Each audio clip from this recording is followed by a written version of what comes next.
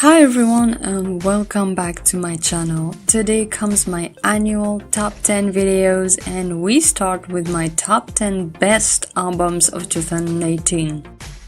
This year was one of the most rich and amazing year music-wise. So many artists released such incredible pieces of work, and selecting only 10 albums for this year might have been the hardest for me yet. And before we start with the nitty-gritty, here are some honorable mentions for this year.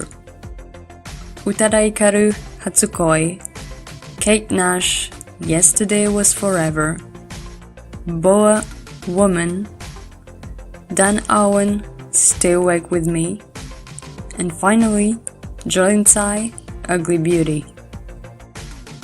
Now let's get into this top 10. And at number 10, Perfume Future Pop.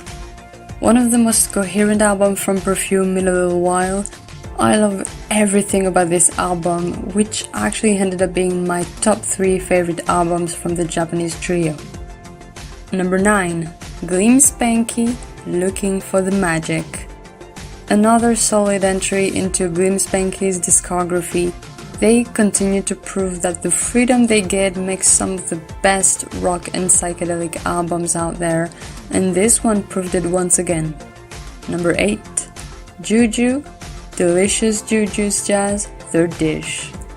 I'm usually not much into cover albums, but this one is an absolute gem, and it made this month of December feel less cold, and I wouldn't be surprised if I end up listening to this album for a long time. Number 7. Christine and the Queens, Chris. The second album for Christine and an absolute triumph. She made me have faith in French music again, and the artistry and commitment that went into this album is absolutely amazing. Number 6. Wednesday Campanella, Galapagos. I got into Wednesday Campanella's music this year and I really love their universe. Not only is Komai such a charismatic performer and singer, but the music on Galapagos feel out of this world. Number 5. Say Lulu Immortelle. One of the most moving experiences to me. This album made me feel raw in the healthiest way possible. And it is still difficult to express how much I love this album, but it really moved me. Number 4. Nadia Kebakudo, Burina no Natsu.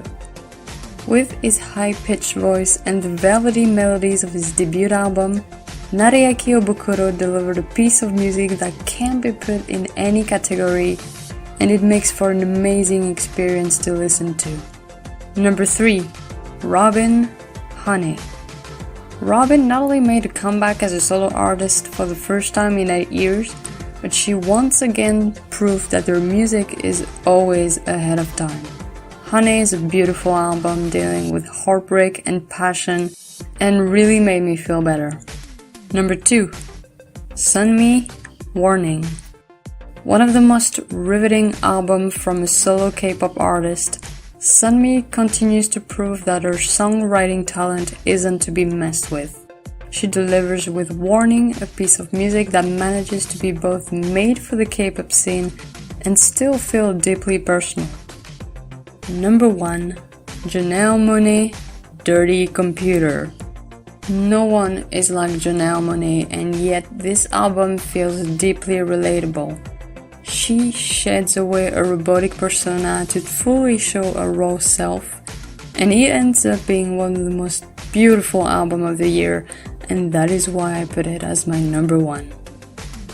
And that is it for my top 10 best albums of 2018.